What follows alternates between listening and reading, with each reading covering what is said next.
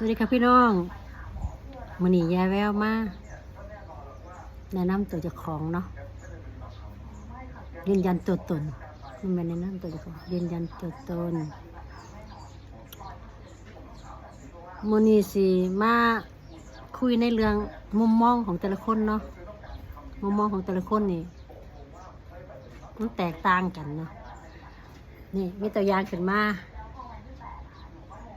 อันนี้นี่บักม่วงหมากม่วงน้อยหรือว่าบักม่วงใบโบกแล้วค่ะเนาะนี่เนาะนี่ผู้เฒ่าเอิ้นบักม่วงใบโบกว่าซั่นอันนี้ผู้เจ้ามองเห็นเป็นหยังเอาเขาเรียกตั้งแบบนี้ยายแววมองเป็นลูกหัวใจเด้ผู้เจ้ามองเป็นอีหยัง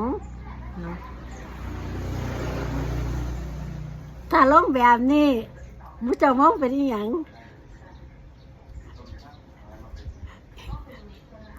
คิดดีบ่ได้เลยแต่ว่ายายเขาคิดว่าคือในบักตาลไหมพี่น้องในบักตาลไหมเนาะคือในบักตาลเขาเจ้าบางดีเจ้าบางดีๆเด้อมันเจ้าคิดว่าคืออีหยังเอา